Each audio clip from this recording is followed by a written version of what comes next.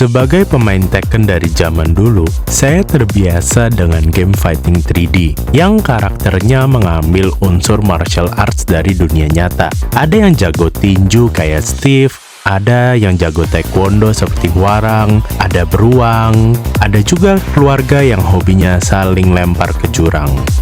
Kayaknya ada yang salah. Intinya saya terbiasa sama game yang lebih grounded. Gak ada fireball atau jurus-jurus supernatural yang biasanya muncul di game 2D. Tapi waktu saya lihat trailer dari game Fatal Fury City of the Wolves, game ini mempunyai roster karakter yang cukup menarik perhatian. Karena game ini mengembalikan banyak karakter legendaris dari series Fatal Fury. Tapi ada satu karakter yang karena sangat menarik sampai membuat saya beli game ini pas dia baru rilis. Karakter ini bukan petarung veteran SNK seperti Terry atau Rock Howard, bukan juga karakter-karakter fanservice seperti Mai atau B. Janet, dan bukan juga karena Cristiano Ronaldo yang tiba-tiba nyasar di game ini, melainkan seorang DJ dari Anta Branta yang namanya Salvatore Ganacci.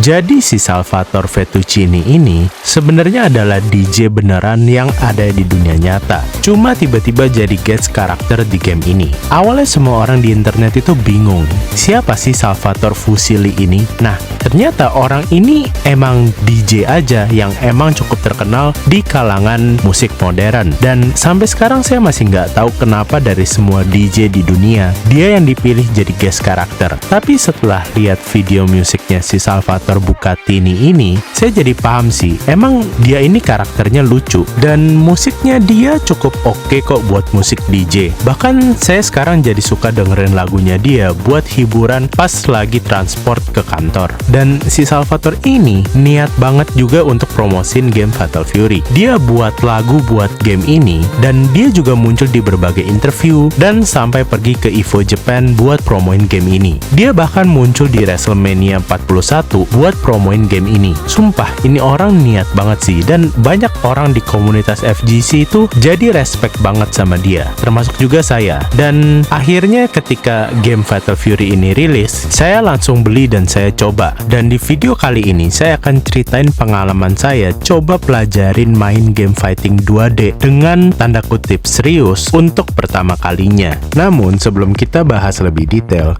boleh bantu support channel ini dulu ya dengan subscribe dan nyalain lonceng notifikasi untuk channel ini. Oke, mari kita mulai videonya.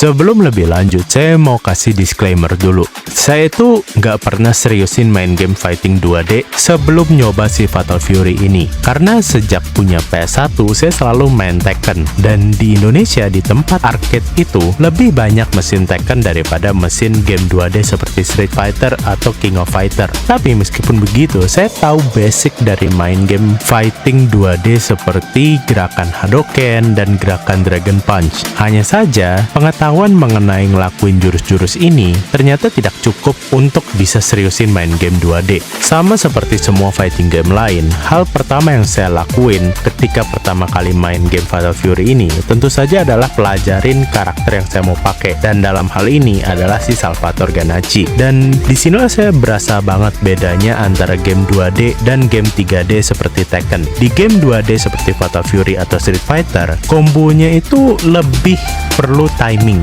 Beda banget dengan combo-combo di game Tekken. Karena combo di game Tekken itu, misalnya kita main combo trial, itu timingnya sangat longgar. Dan saya bisa lebih cepat adaptasi untuk combo-combo di Tekken, apalagi combo-combo yang basic. Akan tetapi, untuk combo basic di game 2D itu, timingnya perlu precise. Dan setelah saya adaptasi dengan timing game ini, saya akhirnya bisa lakuin kombonya si Salvatore. Dan combo yang saya lakuin ini juga bukan combo yang tergolong susah atau advance. Ini hanya combo intermediate saja. Akan tetapi karena combo ini serbaguna dan bisa dipakai dari berbagai launcher yang ada, akhirnya saya memutuskan untuk pakai combo ini sebagai combo utama saya. Dan dengan modal combo ini, saya mulai menjelajah ke fitur offline dari si game Fatal Fury ini. Setelah latihan combo dan latihan jurus-jurus penting dari si Salvatore, saya coba main arcade mode atau story mode-nya si Salvatore. Dan di sini perbedaan dengan Tekken mulai terlihat lagi. Kalau Tekken itu punya cerita yang sangat besar dengan drama keluarga Mishima yang sudah berlangsung selama 30 tahun dan terus-terusan lanjut terus. Sementara di Fatal Fury City of the Wolf, meskipun sama-sama memiliki cerita yang nyambung juga, tapi cerita Fatal Fury yang canon itu terakhir kali dibahas 26 tahun yang lalu. Makanya kembalinya Fatal Fury ini juga cukup signifikan. Meskipun begitu, ceritanya Fatal Fury terasa lebih fokus ke individual setiap karakternya. Karena mereka punya arcade mode untuk semua karakter, kecuali Ronaldo, dan mereka itu nggak punya satu story mode utama seperti di Tekken 7 atau Tekken 8 yang berfokus ke keluarga Mishima. Dan karena setiap fighter di Fatal Fury punya tujuan dan story masing-masing, hal ini membuat dunia game ini terasa seperti kumpulan cerita yang cukup unik. Dan kalau ceritanya ini melibatkan si Salvatore Ganacci, ya hasilnya adalah cerita yang cukup absurd. Karena kalau kita lihat dari karakter-karakter lain, kostumnya itu serius, kostum martial arts, sementara si Salvatore ini kayak orang yang habis lari pagi. Tapi bagaimana sih pengalamannya atau perasaannya ketika saya main pakai karakter Salvatore Ganacci ini? Jujur, dari semua karakter fighting game yang pernah saya mainin, ini adalah karakter paling absurd yang pernah saya coba. Dan bisa saya bilang dia ini adalah semi-joke karakter karena movement dan jurus karakter ini kocak-kocak banget animasinya. Dan ketika saya nyoba main arcade mode-nya si Salvatore ini, saya ngelakuin satu kesalahan yang saya nggak nyadar. Jadi CPU difficulty di game ini itu ada 5 level, dan level 5 itu adalah yang paling susah. Karena saya kepedean, saya pilih level kesulitan 4. Dan di sini saya baru tahu CPU level 4 di game 2D itu ternyata beneran susah. Komputer di game ini tahu cara punish dan juga kombonya itu mantep-mantep. Gak kayak CPU di game Tekken 8 yang meski udah disetel ke ultra hard tapi masih suka drop combo. Di game ini musuh komputernya aja itu bisa parry jurus kita. Alhasil buat satu stage aja saya abisin waktu hampir 20 menit sendiri. Dan akhirnya saya bisa namatin arcade mode ini. Meskipun kayaknya footage-nya nggak saya rekam karena entah berapa kali saya retry buat lakuin si arcade mode itu. Setelah saya beres dengan arcade mode dan dengan skill yang seadanya dan modal nekat, saya langsung masuk online rank. Cuma satu hal yang lucu, rank mode di Fatal Fury ini nggak ada limitnya. Jadi kita nggak bisa atur bakal lawan pemain yang ranknya setinggi apa atau serendah apa. Dan ini langsung saya rasakan di match pertama saya pakai si Salvatore ini. Lawan saya ini ranknya udah rookie 1, yang mana dia itu 6 rank di atas saya. Jadi udah lumayan jauh lah. Dan kalian bisa lihat sendiri skill gapnya saya dengan pemain ini. Salvatore!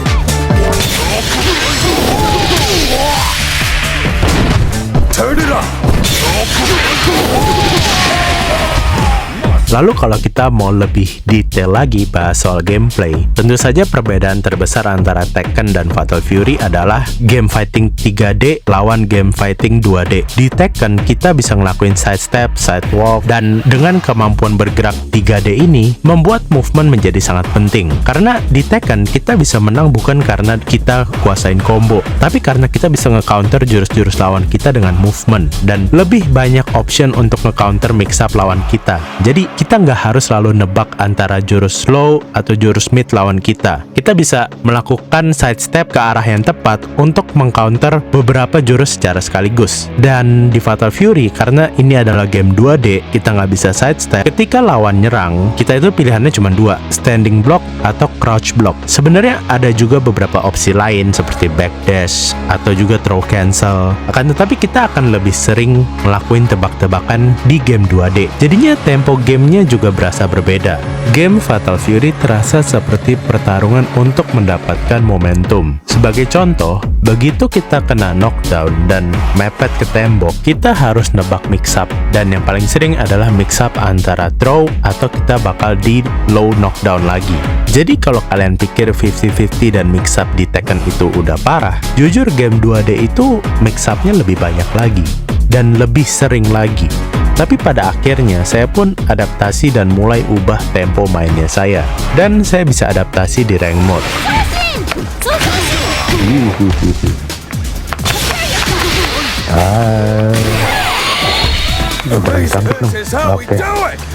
Oke. Ya,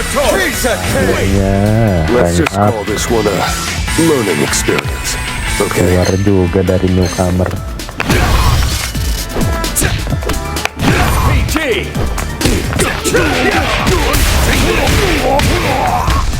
Turn it up.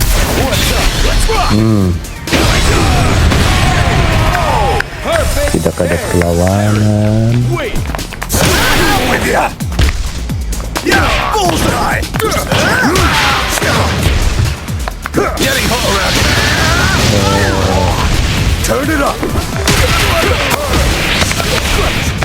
And scratch. Damn. And scratch. Yeah, bam. Oke. Amazing. Take this. Take this.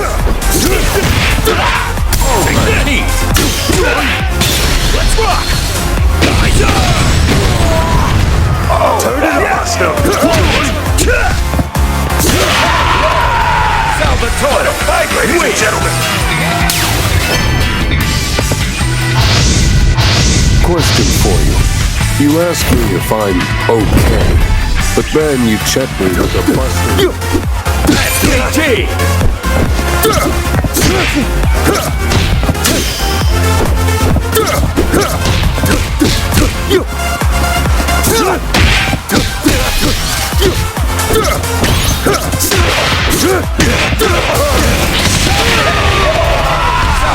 Stunning performance on both sides. Ever considered changing that aura to a pretty pink or something? Would be cool. Setelah beberapa jam mainin game Fatal Fury City of the Wolf, saya menyadari sesuatu sebagai seorang yang selama hampir 20 tahun mainnya itu main game Tekken terus-terusan. Ternyata main game fighting 2D itu memberi pengalaman yang cukup unik. Jujur, game fighting 2D itu menurut saya lebih susah untuk di pick up bagi pemula atau bagi orang yang belum pernah main game fighting sama sekali. Karena kalau kalian nggak ngerti cara special move dan combo, kalian cuma bakal kelihatan kayak button masher doang. Dan jujur saya jadi respect banget sama orang-orang yang main game fighting 2D. Kalau mau spesifik soal game Fatal Fury-nya sendiri, menurut saya Fatal Fury ini game 2D yang lebih old school kalau dibandingin sama game lain seperti Street Fighter atau game anime fighter seperti Dragon Ball Fighters. Dan old school di sini menurut saya bukan hal yang buruk, karena saya justru suka dengan presentasi Fatal Fury yang lebih clean, yang lebih simple daripada dibandingin sama game fighting 2D lain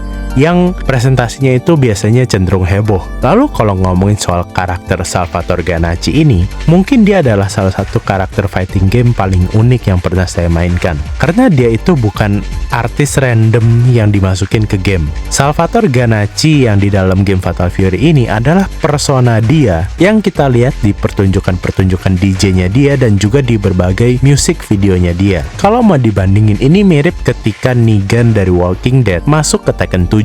Yang masuk ke dunia Tekken itu adalah karakternya si Negan-nya itu, bukan Jeffrey Dean Morgan atau pemeran aslinya. Dan meskipun terkesan aneh, hal ini sepertinya berfungsi dengan baik. Dan si Salvatore ini juga niat banget untuk promoin game Fatal Fury ini. Dan satu hal yang saya pelajari dari game Fatal Fury adalah betapa pentingnya roster di suatu fighting game. Karena asal ada satu karakter aja yang menarik perhatian si pemain, maka sesulit apapun mekanik gamenya, pasti pemainnya akan semangat untuk pelajarin. Karena bayangin aja, saya beli game ini dengan harga 500 ribuan hanya untuk mainin satu guest karakter yang kemungkinan besar nggak akan ada di game SNK berikutnya. Tapi menurut saya hal ini itu cukup worth it, karena saya seneng banget mainin si Salvatore ini. Dan akhirnya Fatal Fury ini jadi game go-to saya kalau saya mau main fighting game yang lebih nyantai dan sebagai alternatif yang cukup solid dari Tekken. Nah, bagaimana menurut kalian? Apakah kalian pernah nyoba main Fatal Fury City of the Wolf atau kalian main juga game SNK lain? Boleh tulis di kolom komentar ya pengalamannya kalian. Lalu kalau kalian mau support channel ini, bisa juga subscribe dan nyalain lonceng notifikasinya. Saya Chris Chess, sampai jumpa di video berikutnya.